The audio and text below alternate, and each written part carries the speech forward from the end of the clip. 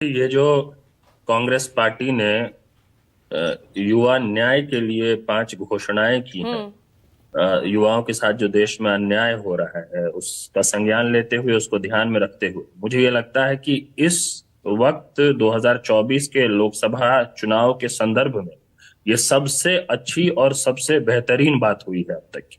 ये है जो देश को चाहिए। इस विषय पर चर्चा बाद में क्या होता है, कौन क्या करता है, वो तो बाद की बात है। लेकिन कम से कम जब चुनाव सामने आते हैं तो चुनाव वो वक्त होता है जब सरकार के 5 साल के काम काज की समीक्षा होनी चाहिए। उन विषयों पे उनसे सवाल होना चाहिए जिन पर वादे करके वो सत्ता में आए थे। तो ये वक्त है जब सरकार जो नई गारंटियां दे रहे हैं मोदी जी, तो उन्होंने जो पुरानी गारंटी दी थी पहले उसकी तो समीक्षा हो जाए ना, उसके बाद ना नई गारंटी की बात होगी। तो ये बहुत स्वागत योग्य है जो 5 घोषणाएं हुई हैं। मुझे लगता है ये रिक्त पड़े पद जो है, इस पर तो लगातार हम लोग कई वर्षों से बात कहते आए हैं कि इसको भरने की जरूरत है। ये तो नई नौकरियां हैं ही नहीं, इसको तो सृजन करने की जरूरत ही नहीं है। ये तो रिक्त पद हैं जो स्वीकृत हैं पहले से। ये तो बेयर मिनिमम है जो किसी भी सरकार को, किसी भी विभाग को हर हाल में कर लेना चाहिए, समयबद्ध ढंग से नियुक्ति कर लेनी चाहिए। इसके अलावा जितनी भी घोषणाएं हुई हैं वो सब मुझे लगता है कि बहुत अच्छी बात है। एक और जो अच्छी बात हुई है, देखिए पूजा जी, आपके पैनल पे मुझे बड़ा प्लेजेंट सरप्राइज हुआ कि जो बीजेपी के स्पोक्स पर्सन है उन्होंने कई आंकड़ों का हवाला दिया। मैं आम तौर पे जितने भी डिबेट्स होते हैं रोजगार के विषय पे, वहां पे बीजेपी के स्पोक्स पर्सन कम से कम आंकड़ों पे कम बात करते हैं, बाकी इधर उधर की सारी बातें करते हैं।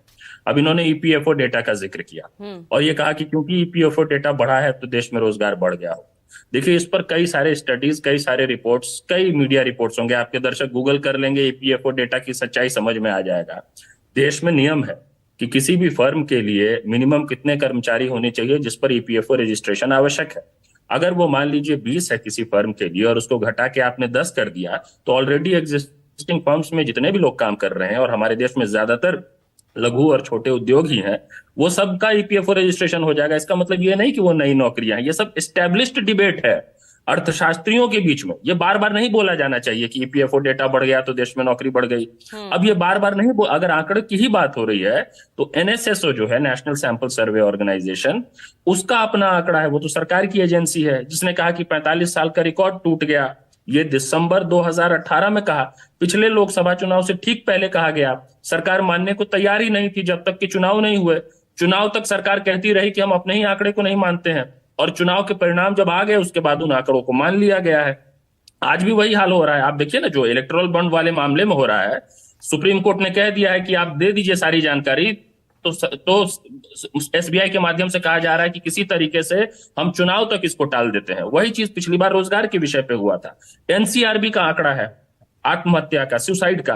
देखिए, भारत दुनिया का सबसे बड़ा युवा देश, युवा आबादी के मामले हम्म। में दुनिया में कोई देश नहीं है जिसकी तुलना भारत से की जा सकती है। लगभग 70% जनसंख्या हमारे देश में जो है 35 नहीं वर्ष से अनुपम, कम इसीलिए आयु वर्ग सवाल का ये है। है ना कि अगर और आंकड़े यहाँ भी पे इस बात युवा की तस्दीक आत्महत्या कर रहे खुदकुशी कर हैं, रहा है डिप्रेशन में फिर जाके। भी और यहाँ प्रचंड रिकॉर्ड वोटों से युवा तो उसी सरकार के, उसी पार्टी के साथ नजर आ रही है। देखिए, दो अलग अलग डिबेट्स है, दो अलग अलग विषय है। वोट किसको दिया जा रहा है ये अलग विषय है, और जब ये बात होती है कि देश के हालात क्या है, सच्चाई क्या है, देश के नौजवानों युवाओं के बीच में मुद्दा क्या है, तो आप देखिए ना हाल फिलहाल के प्रदर्शन। आप देखिए ना कि 5 साल तो इनको एक रेलवे भर्ती पूरी करने में लग जाता है। 2019 से पहले एनटीपीसी ग्रुप डी की भर्ती निकालते हैं और 2024 से पहले जाके पूरी करते हैं। हर रिक्रूटमेंट को इन्होंने पंचवर्षीय योजना बना दिया है।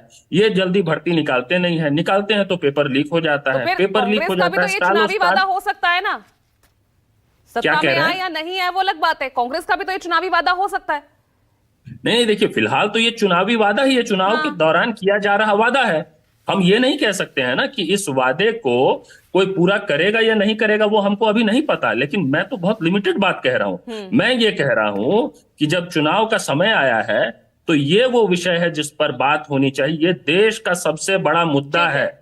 ये एस्टेब्लिश्ड है इस समय कि देश का सबसे बड़ा मुद्दा बेरोजगारी है। ठीक ये है। एस्टेब्लिश्ड है इस समय कि नरेंद्र मोदी जी की सरकार 2014 में जब आई थी तो उनका सबसे महत्वपूर्ण गारंटी जो था वो था 2 करोड़ रोजगार देना, जिस पर वो बुरी तरह से फेल हो गए हैं।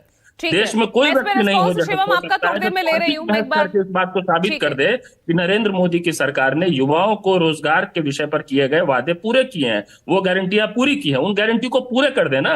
उसके बाद देश में घूम घूम के सेल्समैन की तरह नई गारंटी बांटे। ठीक है, ठीक है। चित्रंजन गगन के पास में आ रहे। शिवम, आपका मैं रिस्पॉन्स लूंगी थोड़ी देर में, क्योंकि बाकी पैनलिस्ट भी मेरे साथ मौजूद हैं।